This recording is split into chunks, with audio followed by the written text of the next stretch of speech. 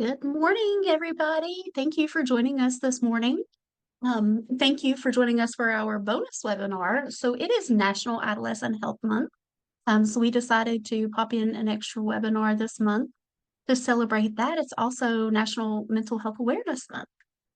So thank you, Morgan, for joining us this today for self-care help for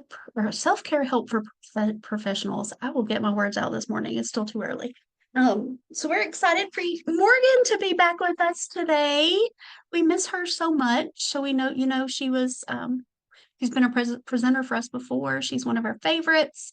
She she left us here at Mission, but that's okay. We were super happy for her to be doing her thing, and helping people. I know she can be she's a huge blessing where she is now. But we're excited to have you back for the day. Thank you for coming with us. I'm going to do a quick intro for Mission, and then we'll let you get started. So,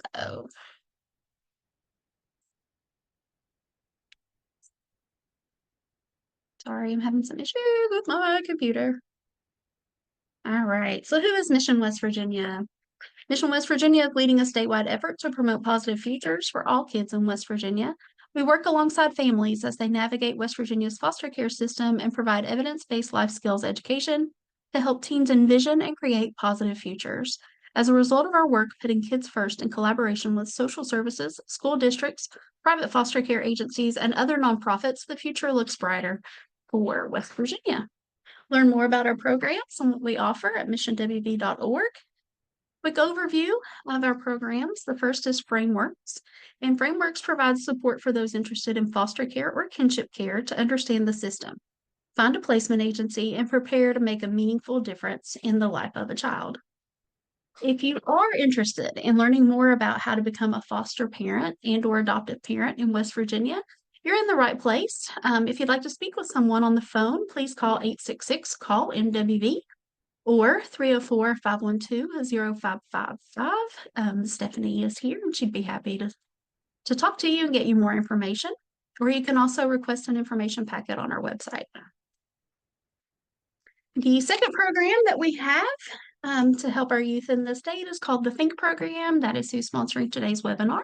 Stands for Teaching Health Instead of Nagging Kids. And Think empowers teens to make positive life choices through education, life skills, and coaching. Our program is evidence-based and helps the students we work with navigate the social emotional pressures all teens face as they develop. This includes building healthy relationships and healthy choices around drugs and alcohol and pregnancy prevention. We deliver our program in partnership with schools in 20 counties.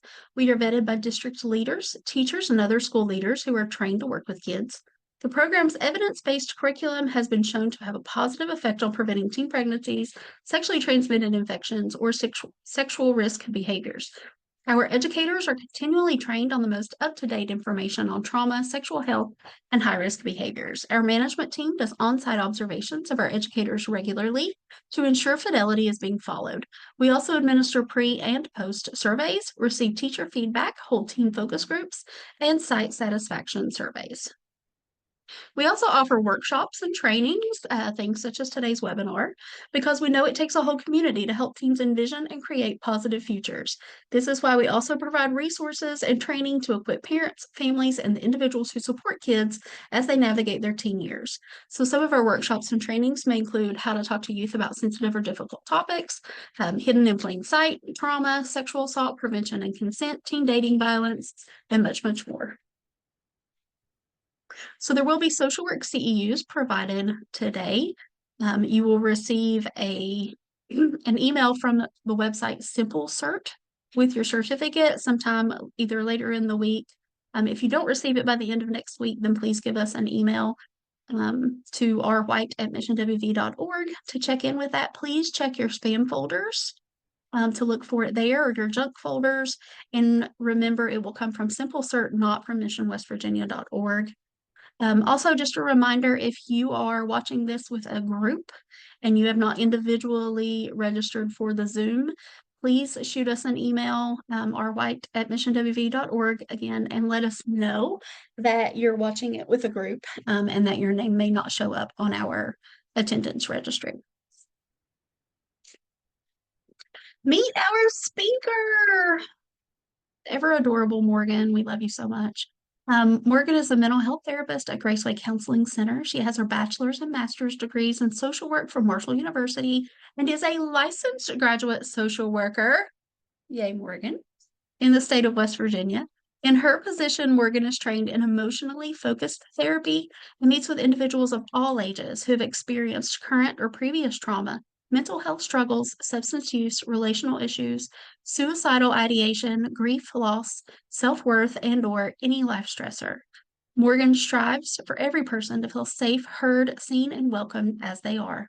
Morgan desires to meet clients with gentleness, compassion, an open mind, and a non-judgmental space. And I want to cry because that is exactly who you are. So when not providing therapy, Morgan enjoys going on walks outside, eating any and all gluten-free food, and spending time with her husband, friends, biological family, and church family. And again, we thank you so much for coming back to visit us today. And I'm going to hand it on over to you. Okay, hopefully you guys can hear me. Thank you so much, Hillary. Goodness, I love everyone here at Mission West Virginia. It's just a beautiful place. Let me share my screen real quick.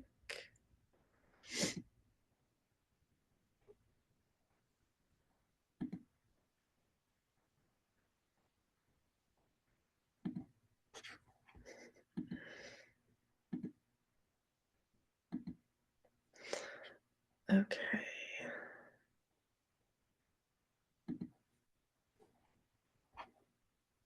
I actually might need Becky's help because my computer is struggling. Sorry, guys. She is on her way. Give me just a second. I'll get the screen pulled up really quick. Sorry, y'all. We are having a little bit of technical difficulties. Give us just a few minutes and we'll be up and running.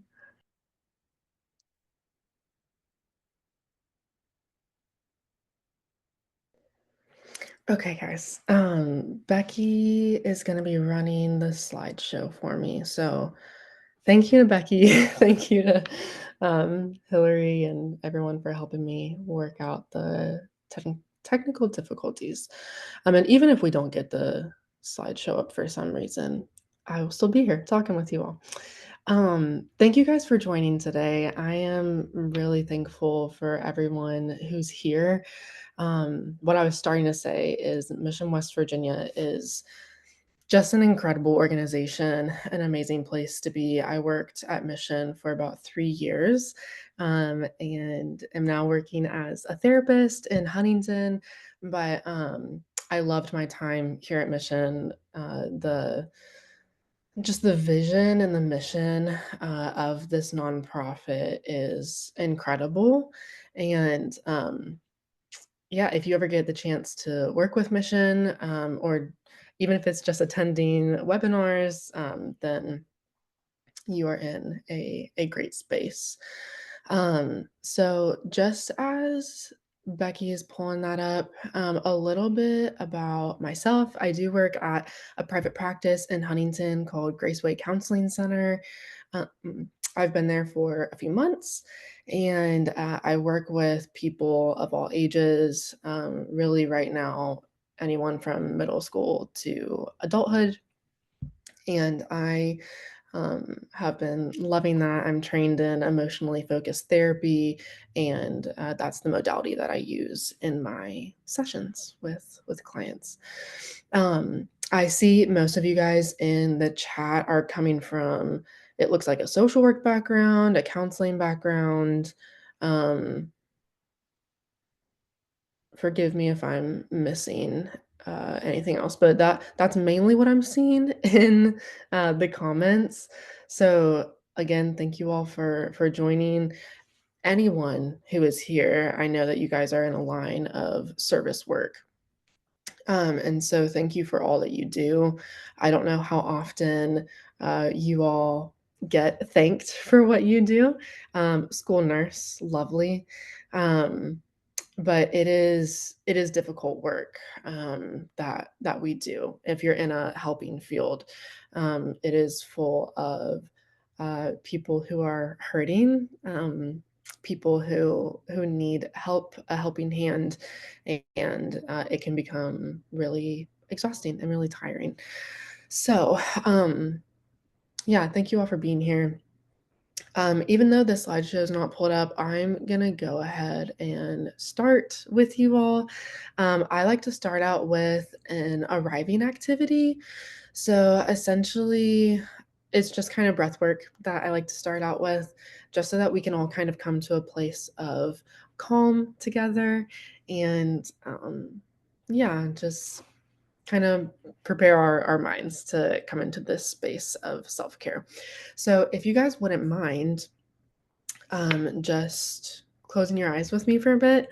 If you don't feel comfortable closing your eyes, that is totally okay. You can just rest your eyes towards the ground. You can look forward, whatever is most comfortable for you all. And maybe you're not in a space where you can close your eyes. Maybe you're in an office setting with other people, and maybe it would look strange for you to close your eyes. Um, but just do whatever is most comfortable for you right now. And if you can, just start to lean back in your seat, feel your back meet the seat behind you, feel your legs with the chair underneath of you, touching the seat, touching the cushion, and allow your feet to reach the ground. Feel the floor beneath you. Maybe feeling your shoes in between your feet and the floor.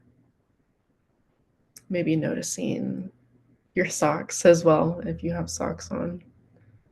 The texture that your feet can feel. Maybe just bringing awareness to that and softening any tension that we have.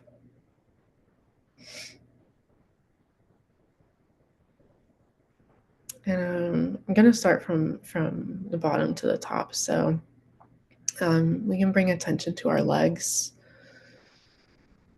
just releasing any tension in the calves and our knees. Maybe just allowing your legs to relax,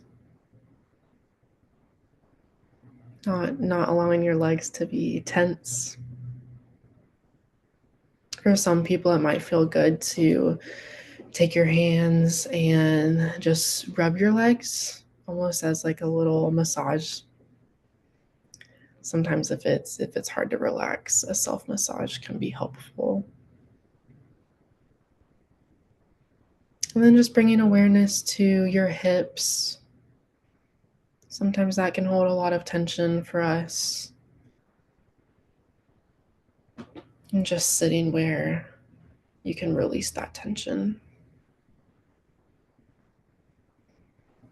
And maybe just bringing awareness to your whole lower body, thanking your legs for all that it does for you.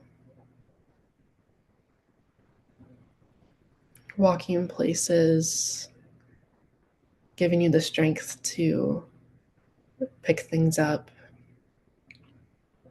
If you like to exercise, giving you the ability to do that. And then just bringing awareness to your core, your stomach.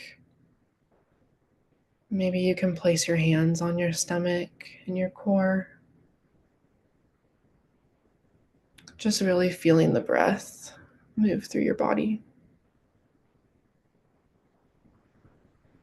with the rise and fall of your stomach.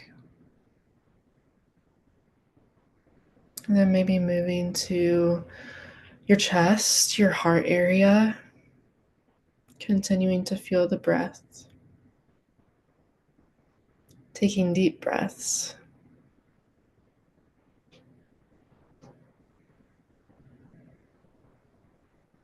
And thanking your heart, thanking your gut for giving you intuition, thanking your heart for giving you breath each day.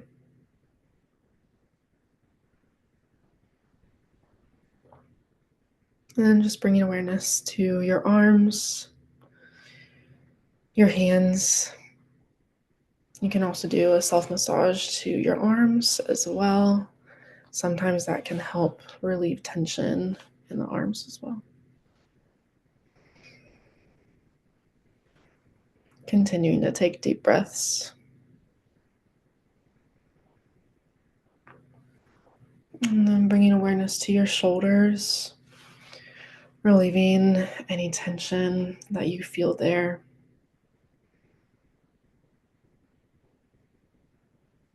Maybe rolling around your neck a little bit, moving it side to side, moving up and down with your neck,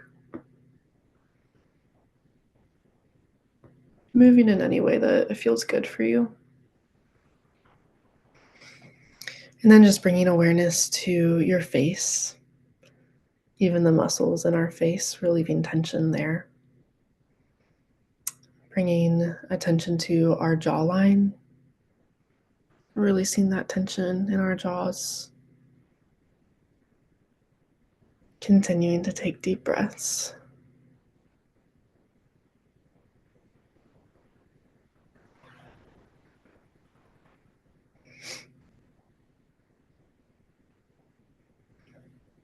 And then just bringing awareness to your mind.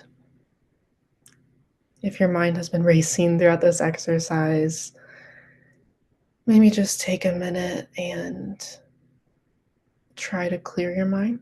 This could be thinking of a space that is calming for you. Could be thinking of someone that brings calm to you. It could be imagining a box where you start to place all of your stressful things in life into that box and closing it, knowing that they're safe in that box and knowing that you can come back to it later after this next hour. And breathing, knowing that we're safe here.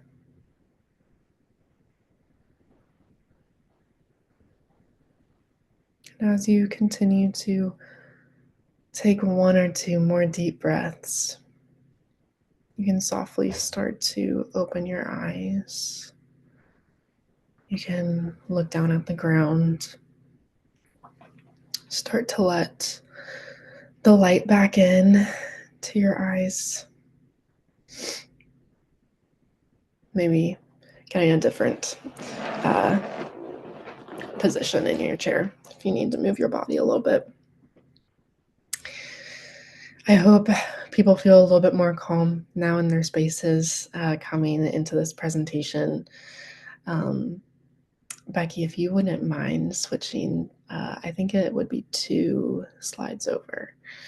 But hopefully we feel more of a connection to our bodies and a little bit more peaceful coming into today.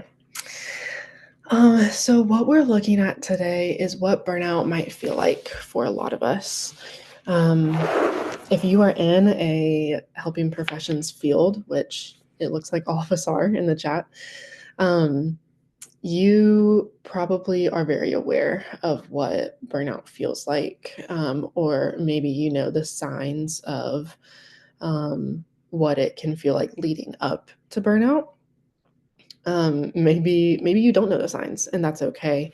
Maybe as we're going throughout today, you'll be like, "Oh, I've felt those things before," and maybe you'll start to put pieces together of the puzzle in your own life. But We're going to look at what it feels like in our body. We're going to look at why it's so common amongst the helping professionals field. There's so many reasons why that could be. What do we do when burnout occurs? How can we help ourselves? How can we still help the people that we're trying to come alongside? And then how can we find rest in this? Becky, if you wouldn't mind switching the slide. And also, shout out to Becky. Big thank you for doing the slides for me. Um, okay, so I love this graphic a lot because it gives us a lot of different areas where we can see what burnout looks like for our body and for our brain. And as probably a lot of us know, the brain and the body are so connected. The body really tells us how our brain is doing. Our body, if we are listening to the cues that our body is telling us, if we're attuned with our body, then we can probably find out pretty quickly if we're not only stressed, but if we're getting burnt out or not. So if you look at that scale in the bottom left corner, burnout is really, if we say one sentence of what burnout is, it's when the demands of a job outweigh the resources that we have to cope. That's a really good definition for what burnout can look like. I do see a question in the chat saying, would we be able to share the graphic? Yes, definitely. I think Becky or Hillary, they can send out this PowerPoint to anyone afterward who would like it. So yes, we can definitely get that to you. Let's see. And honestly, when we're talking about burnout, it is so much more than just stress. It's chronic. So if we're looking at that red rectangle that says, what is burnout? Right under it, it says it is chronic psychosocial stress. It's where our body really starts to tell us, I am exhausted. I cannot go any further. If you see the little check marks in this graphic, where we see a loss of motivation, there's kind of a cynicism that develops around it could be our work life or it could even be our personal life as well. This could come up with friends and family. Um, and then fatigue in so many different areas of life, not just fatigue physically, but emotionally, mentally. So if we go to the next slide, we'll start to see again more of what it feels like. So emotional exhaustion, that is where not only the bodily fatigue comes in, but our brain really can start to feel the wear and tear of the toll of our jobs. Even though I'm saying our jobs a lot, I will say too as well, this could also apply to being burnt out of being in it could be being a parent. I know that may sound really generic, but um, it could be being burnout of being in a caregiver role. Maybe some of us are not only taking care of our children, but maybe we're at the age where we're starting to take care of our parents. Um, Maybe we have siblings that really struggle with their mental health, or maybe they have an intellectual disability, so we have to help care for them in those ways.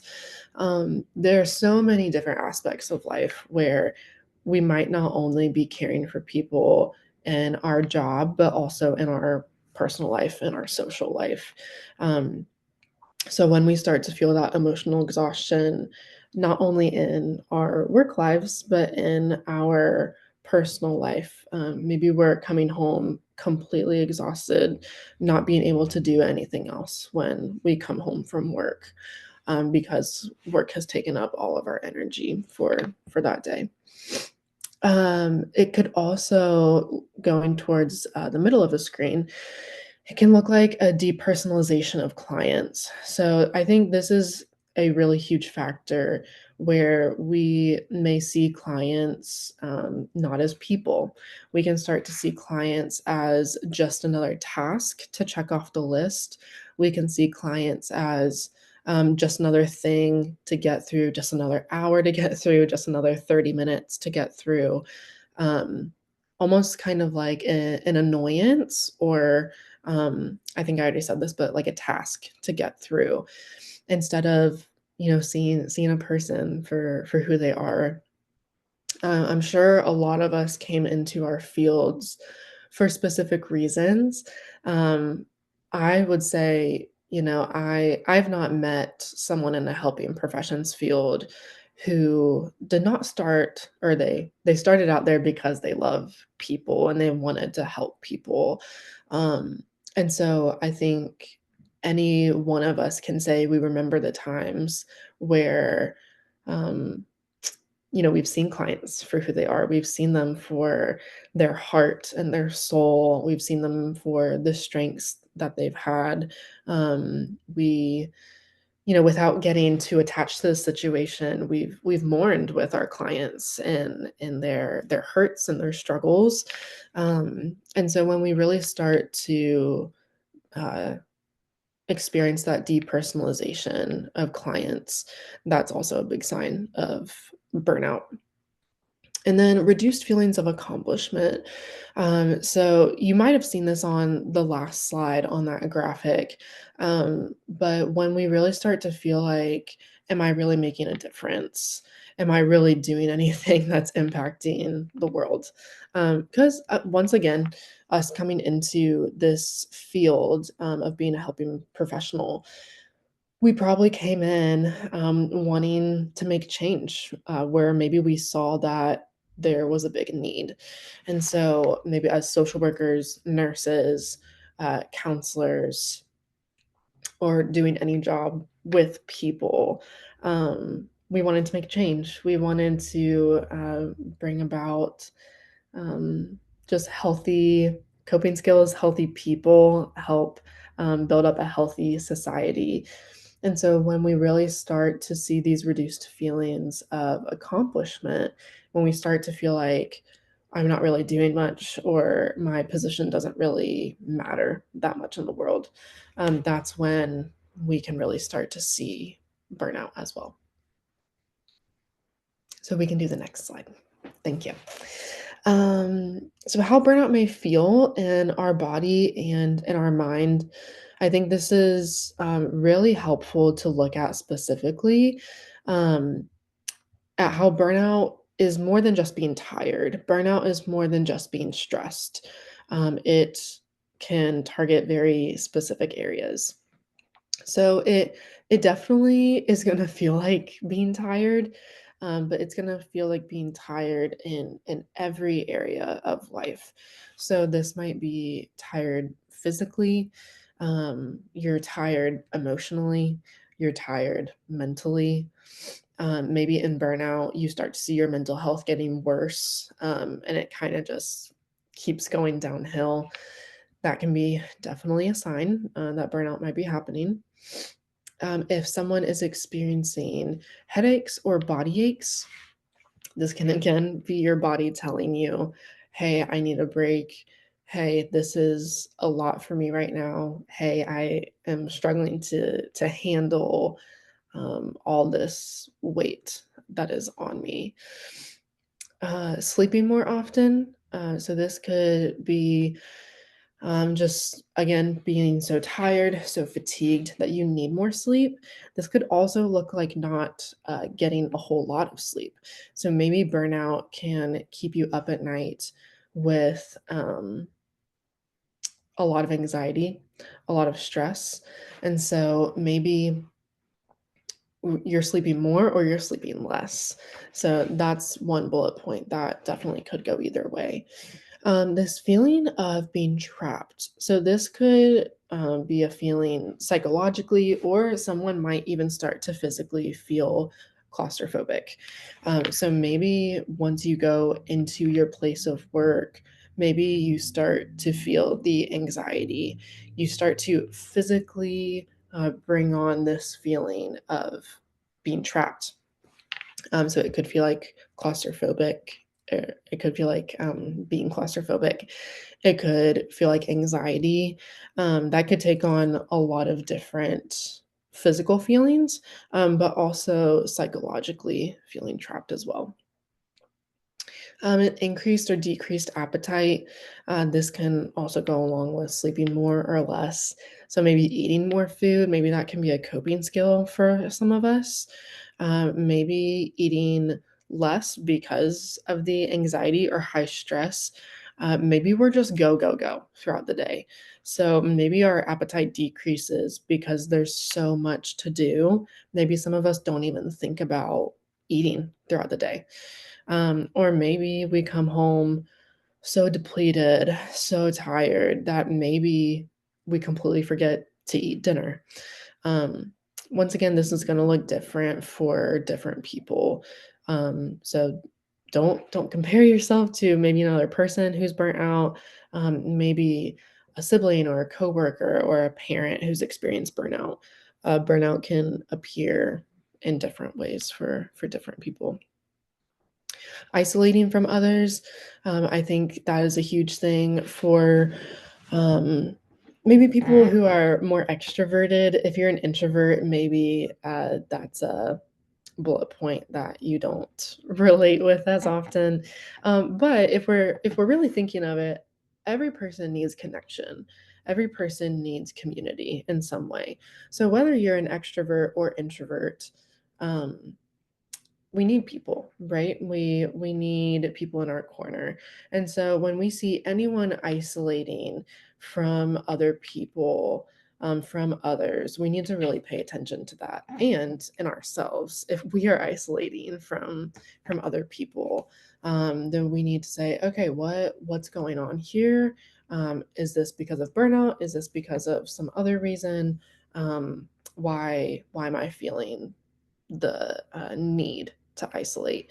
And usually it's because we're so tired. It's usually because, maybe our job takes so much out of us during the day that seeing someone at the end of the day or seeing people on the weekend seems so much more exhausting. And so to add on to the exhaustion just seems like such a heavy weight to carry.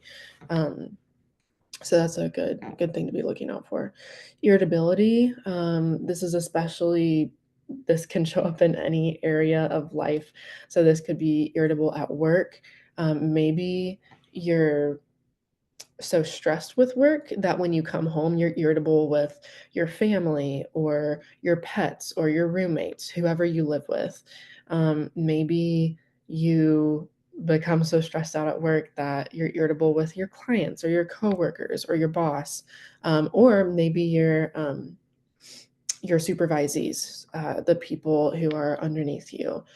um, it could look like, once again, a lot irritability in a lot of different senses.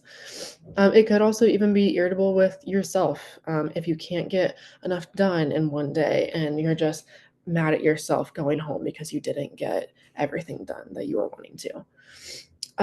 Loss of motivation or low motivation. This is a key one that we talked about over the last two slides, but um, when we really start to lose motivation, just maybe to see clients for where they're at.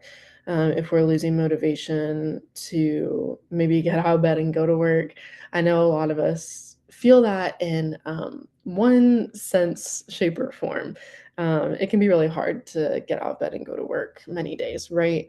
But when we really see it start to take a toll on our everyday functioning, I think that's really when we need to start paying attention, if our executive functioning is becoming more difficult day by day. Okay, we can do the next slide now. Okay, so why are we talking about burnout? Why is our specific group of helping professionals, why is it specifically so difficult for us? There are a lot of different reasons. First reason, and I want to say this too, it's obviously not just these bullet points on the screen. There are a lot of other reasons why burnout can be prevalent for helping professionals, but these are just some of them. We work with traumatized individuals. if we could do a whole entire PowerPoint on vicarious trauma, or secondary trauma. And so to be dealing with people who have experienced intense amounts of abuse, or are struggling intensely with their mental health, or maybe for nurses, whether you're in a school environment or maybe if they're in a hospital setting, you may see so many different traumas if you're in a hospital setting, or if you're in a school setting, you're seeing so many kids who come from so many broken families. And so, no matter what setting we're constantly seeing um, how the brokenness of this world has affected our clients, as individuals. And then that affects us, right? Um, as we're helping carry the weight and carry the burden for our clients. We deal with stressful work that is stressful to help carry the load and help carry the burden for people. It's stressful when I think this is a little further down the line of bullet points, but it's stressful when we have a lot of work to do or when we're overloaded.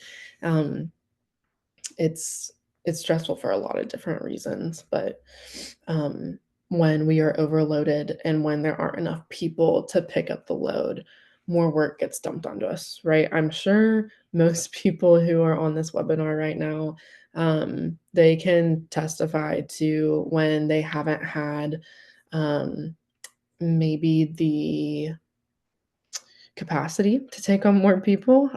They haven't had the ability to take on more people, and more work just keeps getting added to our schedules, because we're overloaded, because there aren't enough social workers, counselors, nurses, helping professionals.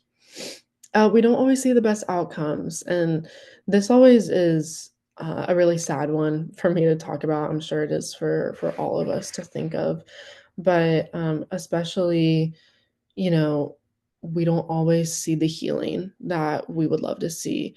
We don't always see restoration come to the broken families that we're working with. Maybe if you are working in foster care, maybe you just see this child in the foster care system continue to stay in the system for years and years and never get adopted. And you see how much that affects the child. There's so many examples of how we don't always see the best outcomes in our work, and that can be so discouraging, and that can even add on to the weight of maybe feeling like our work isn't doing much or we aren't making much of a difference. That can add on to the burnout that we feel as well. And also, many of us don't allow ourselves breaks. That is a very large factor.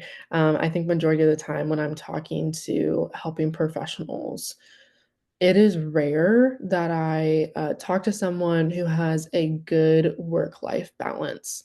I think a lot of people might be quote unquote proud to say that they're a workaholic. Maybe people aren't quote unquote proud to say that, but maybe people feel like they don't have time to take a break. Maybe people feel like, well, these people really need my help, so I don't want to take a break if I know that they need me. There are so many reasons why we might not take breaks, but that's another huge reason why burnout is occurring with this field. And we can do the next slide. So I just want to do a few specific statistics for different helping professional fields. So these here on the screen are specific to psychologists. So in a survey in 2022, 38% of licensed psychologists reported that they were working more than they did before the pandemic. Um, let's see. So, in another study survey, the percentage of psychologists who reported not being able to meet the demand went from 30% in 2020 to 41% in 2021 to 46% in 2022. obviously, that's not great. Seeing the number just rise of psychologists not being able to meet the demand. Um, it's also, why we see a lot of therapists or counseling centers not being able to take anyone for 6 months or a year because they're so overloaded, right? And then almost half, so about 45% reported feeling burnt out in 2022. And then similar levels were reported over the past 2 years, 2020 and 2021. So unfortunately, at least in those 3 years, um, unfortunately, the rate was not getting better. These are specific to social workers. So one study showed out of around 750 people, 36% scored high in the range of emotional exhaustion, which we know, going, if we looked back at the previous slides on this PowerPoint, then we would see that emotional exhaustion, that's one of the signs of burnout. And then another study from social workers finds a 75% lifetime burnout rate. That makes me so sad just being a social worker myself. And unfortunately, this statistic, it makes sense when we see social workers who are constantly leaving the field because this statistic is so high. And then these are just a general mental health workers. So probably a lot of us on this chat would fit into this category. So several studies showed that 21 to 67% of mental health workers may be experiencing high levels of burnout. In a study of around 150 community mental health workers, um, in California, 54% had high emotional exhaustion and 38% reported high depersonalization rates. Even though that's in California, I know it's a very different part of America than West Virginia. I think it's still very important to see that people who are doing the same work as us are around almost half or almost a third of that population is experiencing symptoms of burnout. And then another study showed that after a year, about 40% of workers remained in the same stage of burnout. And then about 30% became more burned out, 30% became less burned out. So thankful, right, that 30% became less burned out. But the fact that we have 40% and 30% staying at the same or being higher, we can't keep going with that rate, right? And so a great reason to be here today. We can do the next slide. And then just general workforce. So, by chance, anyone who is here on this call um, who is part of the general workforce, I wanted to add it in. I wanted to add this in for us as well. So, in 2020, American workers across the board saw heightened rates of burnout in 2021. Um, And according to the APA 2021 Work and Wellbeing Survey of around 1,500 workers, 79% of employees had experienced work-related stress in the month before the survey. So that's a pretty recent time frame, right? At least within the past 5 years. And then those workers, just looking at the past month, so that's not even looking at the past year. 79% is such a huge statistic. That's about every 4 out of 5 workers. And then nearly 3 in 5 employees reported negative impacts of work related stress, including lack of interest, lack of motivation, lack of energy, or lack of effort at work. Once again, that is one of our signs of burnout that we've looked at on the last few slides. And then 36% reported cognitive weariness. So 32% reported emotional exhaustion, and then 44% reported physical fatigue. 38% increase since 2019. So I know this was around 5 years ago, but as we know, research we have to wait a few years for research to come out. So these are some of most recent statistics that I have known of.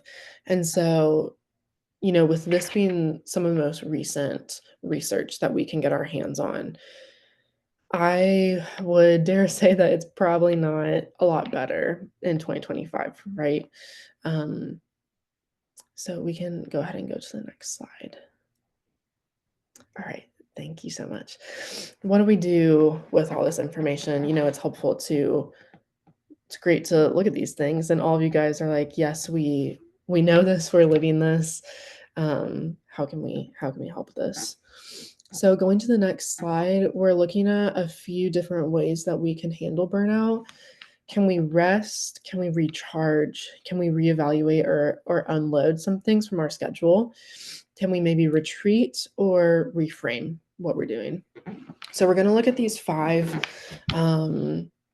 different ways that we could handle different situations where burnout may be coming our way. And I'm not saying this person needs to do this specifically or this person needs to do this specifically. It is going to be different for every single person on this call. So I think if there's any time to be self-aware, it is now. Now is a great time. And so if you think that you are a person who is pretty self-aware, then I would really encourage you and challenge you to just kind of evaluate which one of these would be helpful for me right now. And we're going to look at specific examples on the next few slides. Okay, so resting. And really, when we're looking at these next few 5 ways to recharge from burnout, um, they're all similar in a sense, but in another sense, they're all very different in ways that we can cope. So resting, and when we're looking at resting, we're looking at slowing down. Um, I'm sure one thing that I want to say is I'm sure some of us are in the mindset of I don't have time. I don't have maybe the finances. Like I have to keep working because I need the money to just pay rent right now. Um, I would really encourage people. Some of the reasons I hear people say why they can't take time to slow down. Maybe we feel like, well, we just have a lot of clients who need our services. So we can't rest because we have people who need help. My past supervisor, Autumn Wagner, she used to work here at Mission. She is completely wonderful, and she's done a lot of webinars through Mission. So you guys probably recognize the name.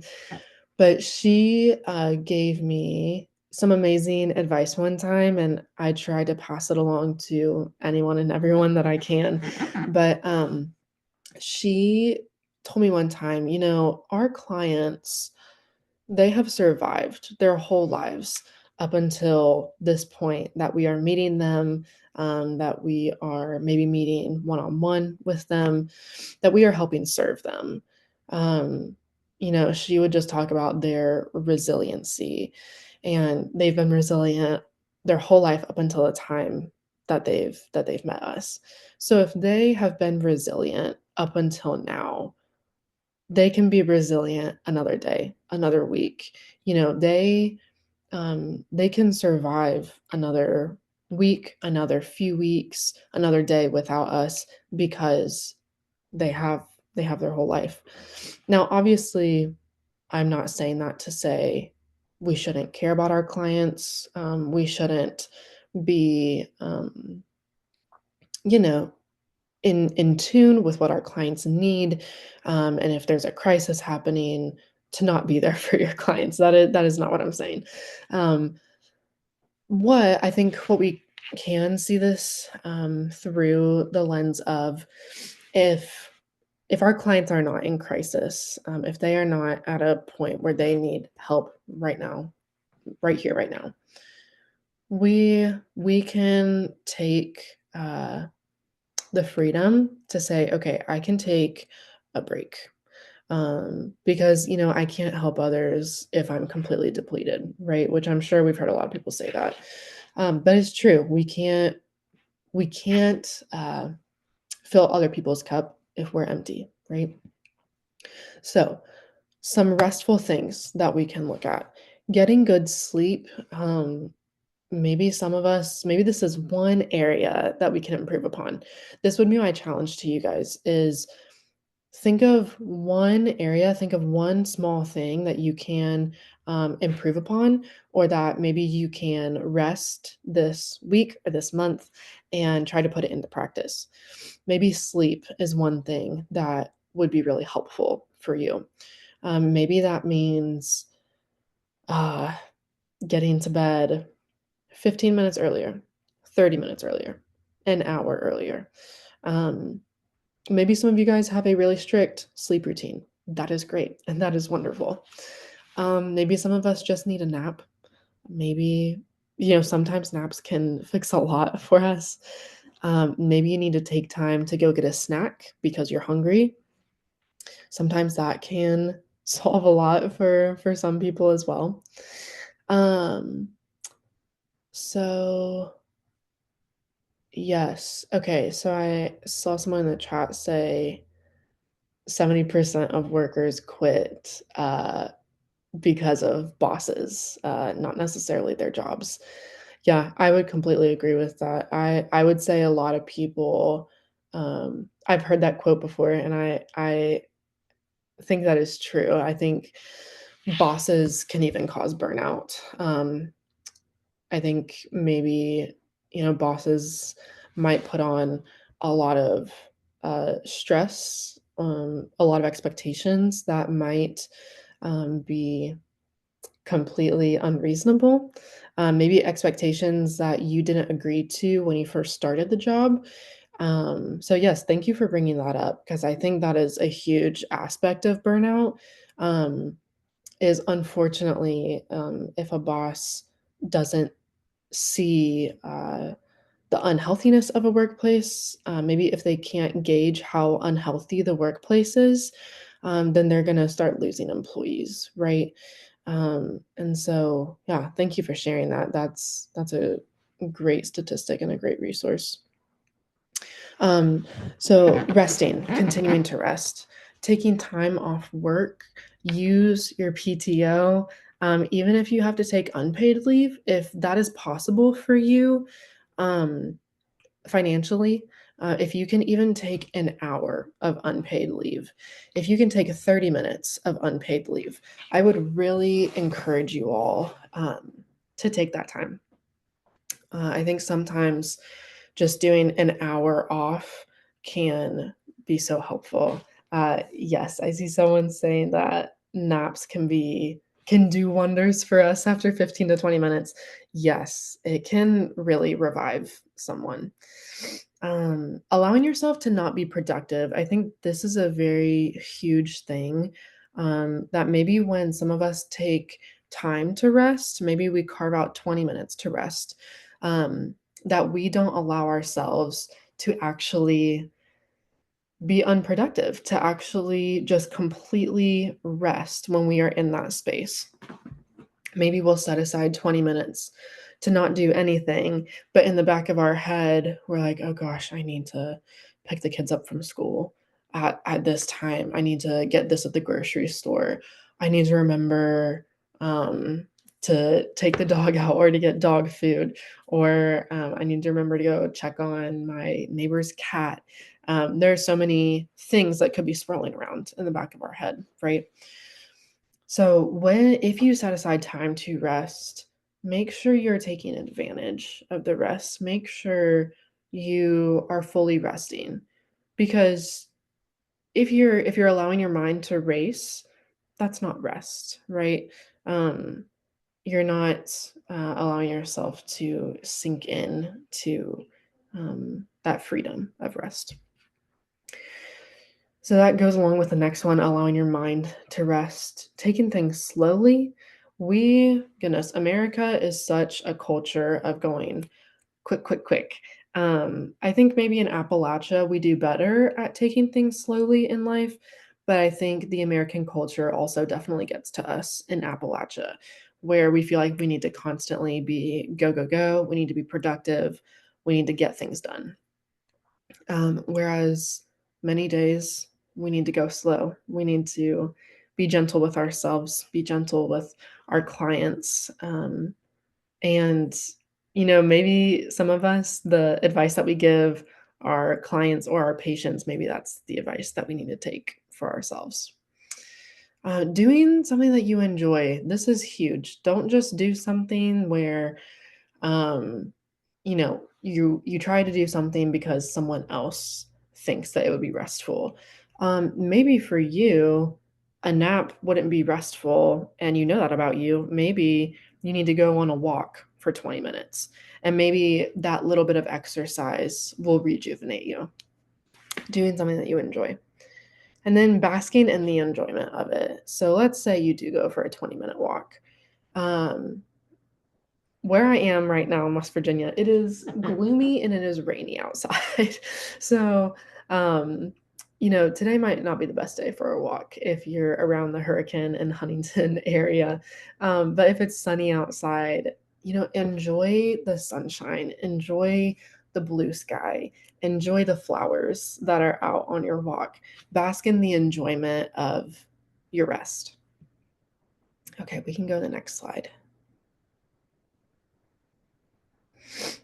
Okay, recharging.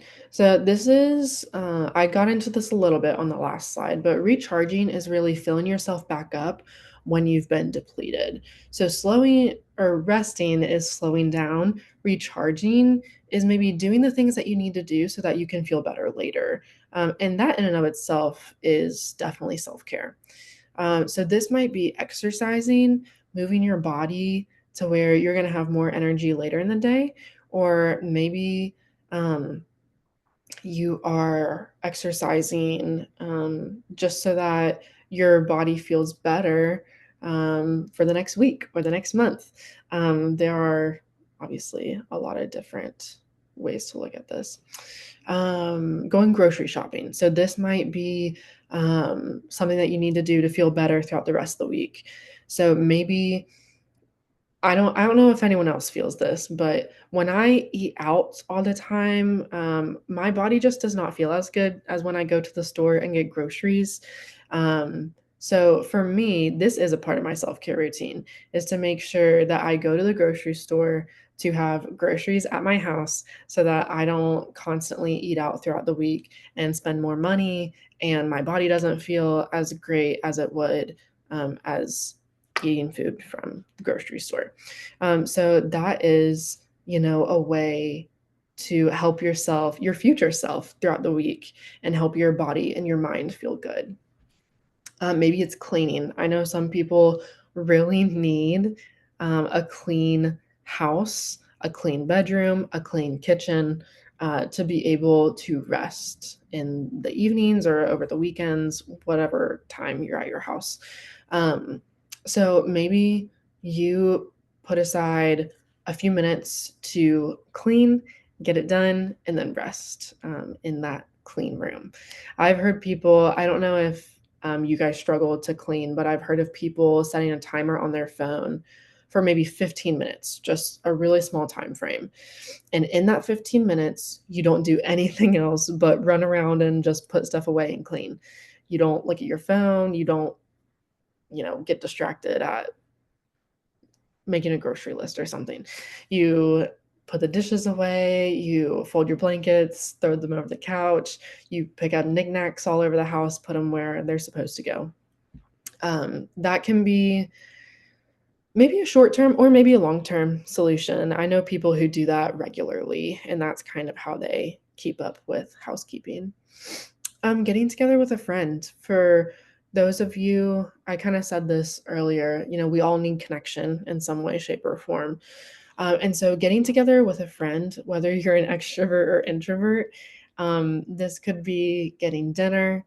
Maybe it's being in the same room with a friend, but watching a movie. So doing something that's really chill, but you're with someone. So you're still filling up that social battery that you need. or maybe just the connection battery that you need. Reading, maybe for some people, you need completely away from others. In some way, maybe it's spending time alone. I think, as in, everyone needs connection. I think everyone needs solitude for a bit as well. That gives us time for our brain to stop running all the time. It gives us time for our brain to rest, right? And then just doing what makes you feel like yourself. So, once again, doing what you like, doing what you enjoy. We can go to the next slide. Alrighty. So retreating, this can be one of actually physically getting away. Obviously, a long period of time is great if you can do that. If you have the PTO to do that, um, if you have the time and energy to get away for a long period of time. I realize though that that is not, that might be once or twice a year where you can get away for a long period of time. So really, I want to really focus on the moments and days where maybe we can get away. Because maybe we have a day over the weekend where we can retreat. Maybe we have 20 minutes in a day where we can retreat. Maybe it's 10 minutes, like maybe it's even shorter than 20 minutes. Um, and that's okay. We can make the most out of a 10-minute time frame and time span. Um, I work with a coworker, and the way that he kind of self-cares for himself every day is during our lunch hour, he goes on, it's usually about like a 15 to 20-minute walk. And he does it daily, whether it's rain or shine. If it's raining, he might just walk in our building. But that is a part of a moment for him, or a moment where he can retreat. So he walks, and when he comes back from that walk, he's always talking about how good he feels afterward, and how he feels recharged afterward. If you can get a day, I would really encourage you to do so. I realize that, kind of, once again, some of us may be in some caregiver roles. Maybe, we have roles at a church or a community center. Maybe we're part of a board for an organization. There's so much that we can do in life, right? We could fill up our schedules full, packed, if we wanted to. But I would encourage you all to set aside at least 1 day a month to just do something that you love. Like, that's a day just for you. If you can't do a full day, I would really encourage you to do a half day, like a morning, an afternoon, an evening. Doing something where you can just do what is best for you and do what you need to do. Okay, we can go ahead and go to the next slide. I will say, one thing about the last slide is the moments that we have. Maybe some of you all are parents and you feel like, I can never get a full day by myself because I have kids that I have to take care of, or um, I don't know, you feel like you always have things to do. If you are a parent or someone in a situation where truly you feel like it is extremely difficult to ever get any time to yourself, maybe for moms that, or dads, or any parent, that could be your time is you taking a bath, you in the shower. Maybe it's you grocery shopping. I don't know. It could be a lot of different things. But, I would encourage you to kind of, like, make the most of those moments. If your grocery shopping time is your you time, maybe get a coffee, get a really good drink that you really love. Maybe you take your time going to the grocery store, um, or maybe you take your time in the shower and just really soaking in all the warm water, and, just allowing your body to relax in that. Um, I guess what I'm trying to say is, when you have those moments and pockets of time, utilize them to the best of your ability. And again, allowing yourself to not be productive. Okay, reevaluating or unloading. So, is there anything that you can do differently or you need to do differently?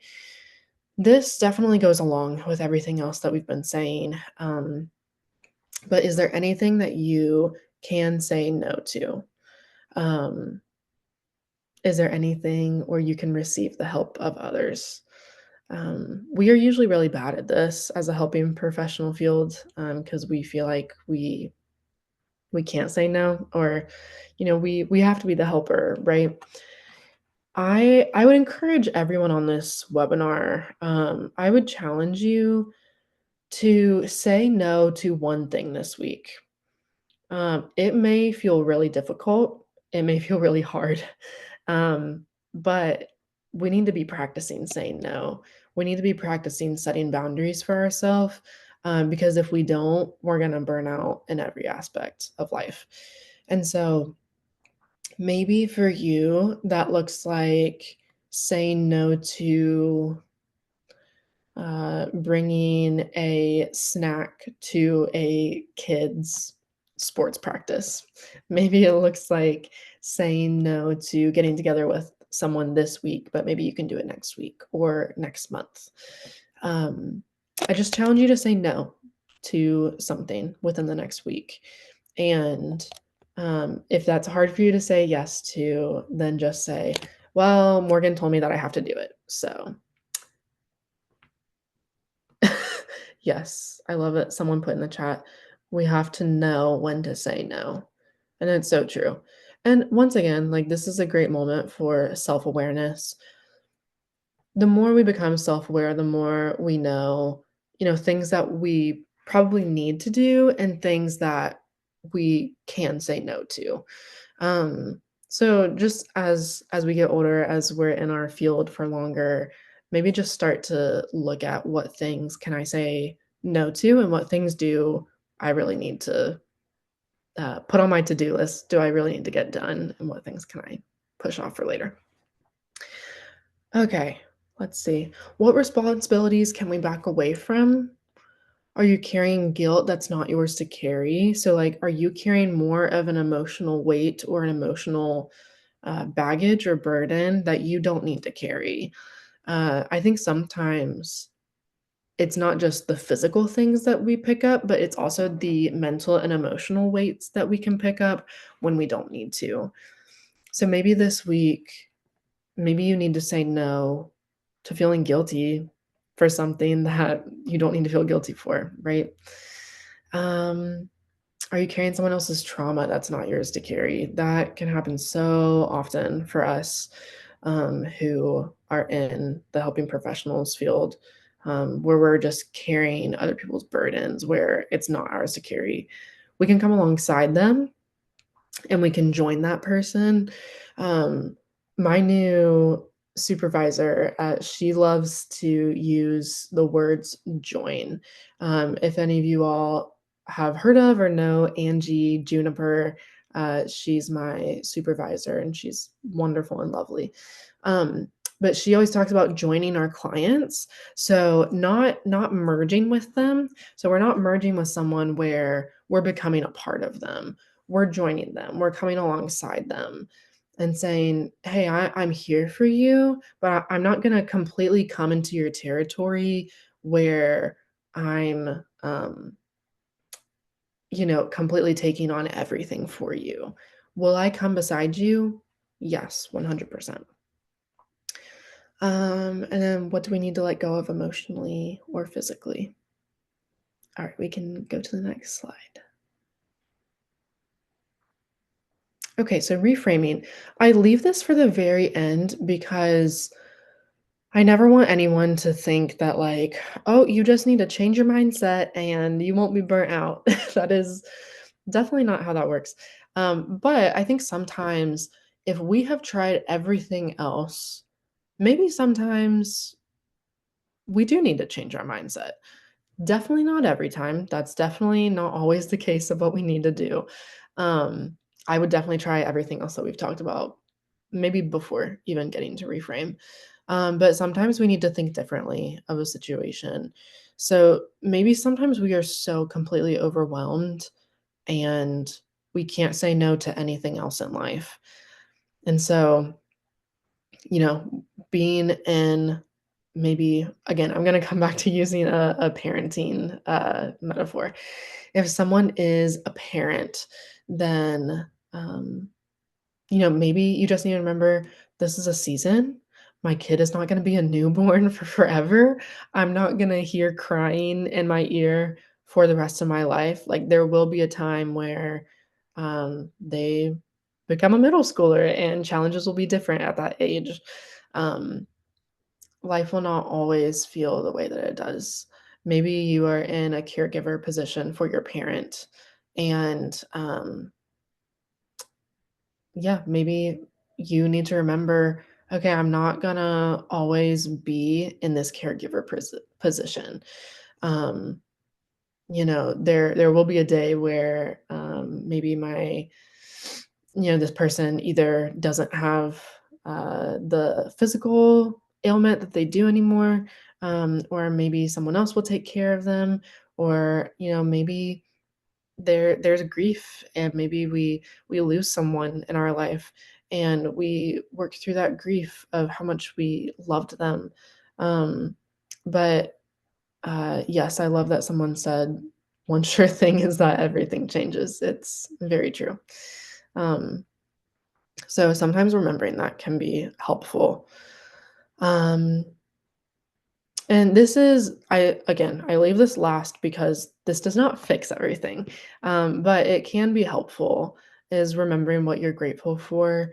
Um, I try to tread really lightly because sometimes this can be really triggering for people, if someone has, met your hardship and your suffering with, "Just look at everything to be thankful for."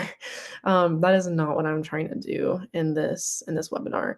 I think, if you have been met with that when you have been suffering and your hardship, I'm sorry if that is the only response that you've gotten. That should not be the only response. Um, I think when we are at if we're at a good place emotionally and we can start to think of, okay, what things do I have that I'm really thankful for? For me personally, I do go to church in Huntington and I'm really thankful for um the church body that I'm a part of. They have they have held me when I have been in really difficult times, when I have gone through suffering, and hardship. And so, like, that is something that I am really thankful for. I'm thankful for medication. I try to be really open about this, but I am on uh, medication for depression, and that is something that I try to always remind myself is I am so thankful for Prozac and I'm so thankful for Wellbutrin, especially on rainy days like today where, I'm not as down as I would usually feel. So sometimes even just remembering things that we're grateful for, it can give us a different perspective and not in the sense of everything's perfect, everything's great in life. But at some points, it can be helpful. Okay, we can do the next slide. This is just a question that I like to stop and ask everyone, but when was the last time that you did this for yourself and not someone else? Probably, if I were to ask the question, when was the time you did this for someone else? We could all say, oh, like I did that this morning, or I, brought someone dinner last week, or I did this or this. But when was the last time that you did this for yourself? And just thinking through that. If it's been a long time and if you can't remember, um, that is a sign, and it's a sign to be sure that you do something for yourself. Um, Yes. So we're getting to the end. We're not done yet, but I will say thank you everyone who is saying thank you. I do appreciate that a lot. A few reminders for us before it's over.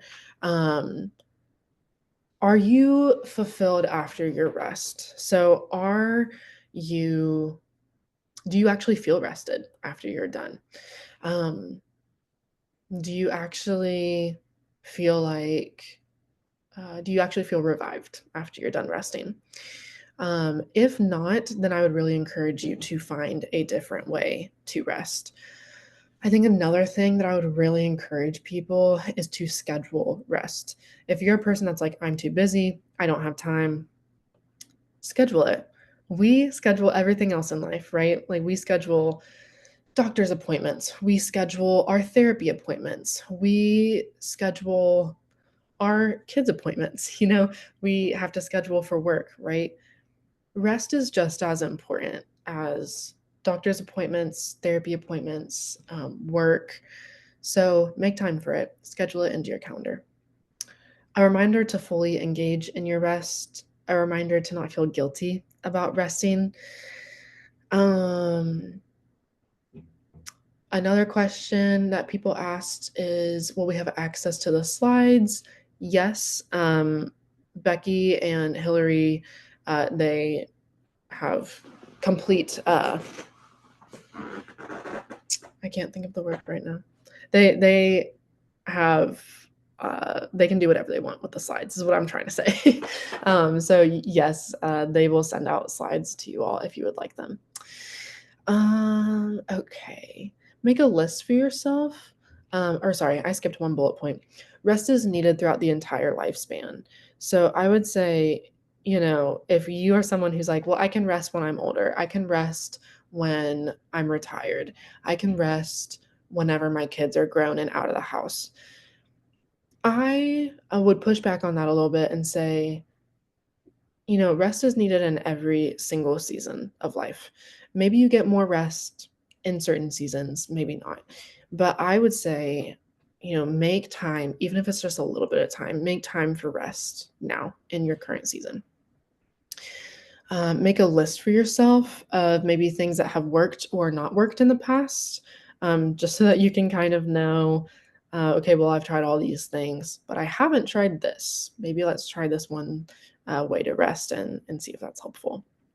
Find a personal therapist. I will shout this from the rooftops probably till the day I die.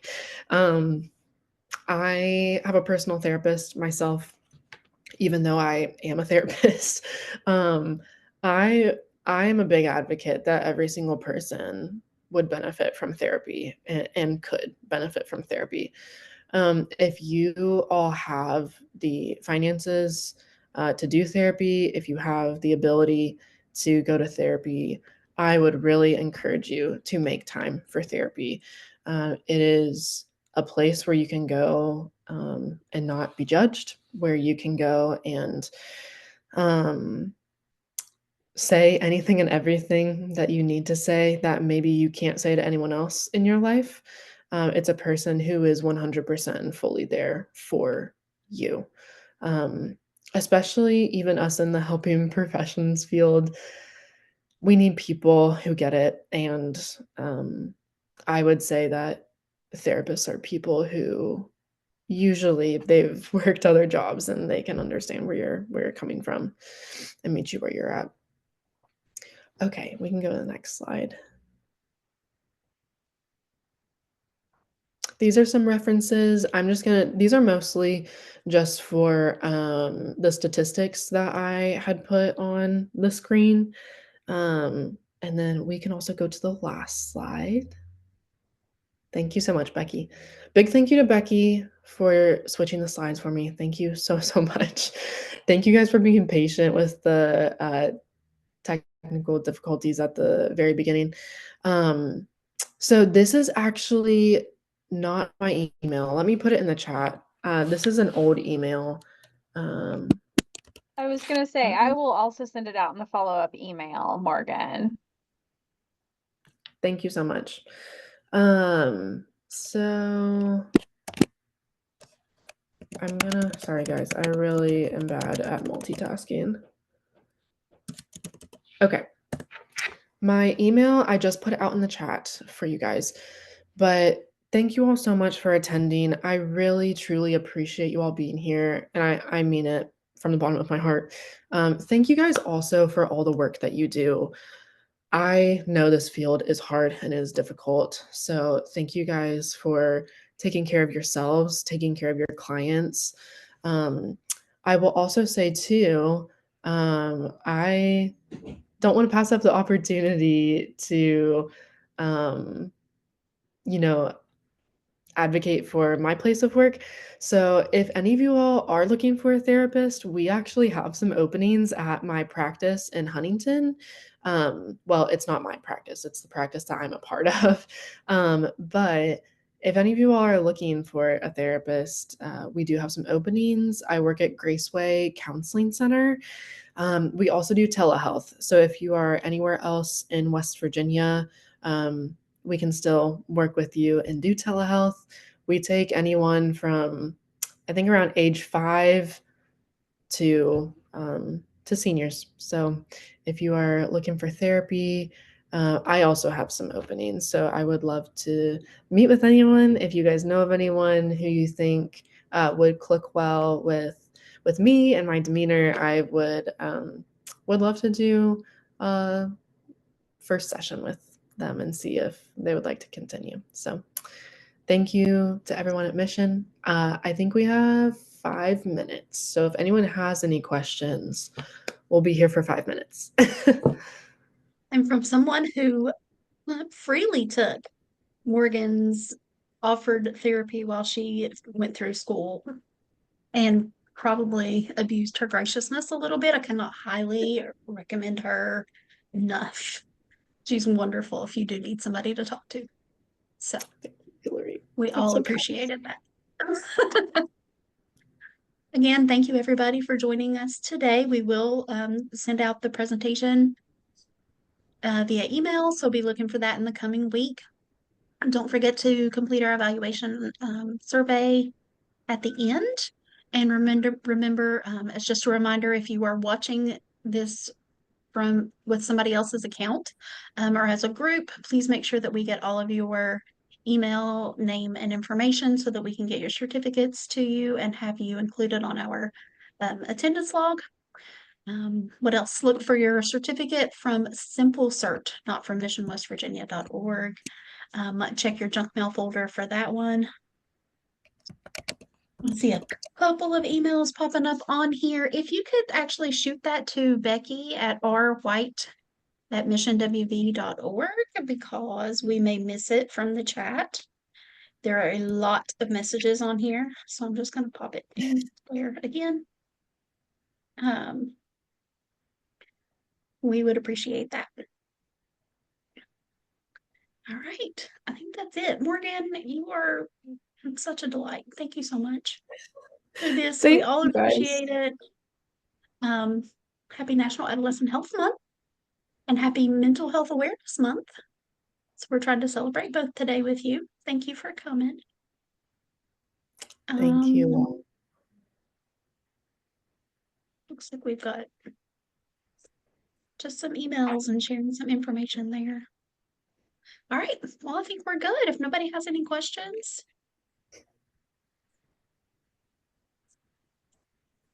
Again, I see a few people putting emails in the chat, and I appreciate that. I'm afraid we might miss somebody, so if you could also email that to rwhite@missionwv.org, we would appreciate that. Make sure we don't miss you. I was about to say, I'll say this, you guys do not have to put your email in the chat. I put my email in there in case anyone wanted to email me any questions. So if you guys do have any questions, please email me.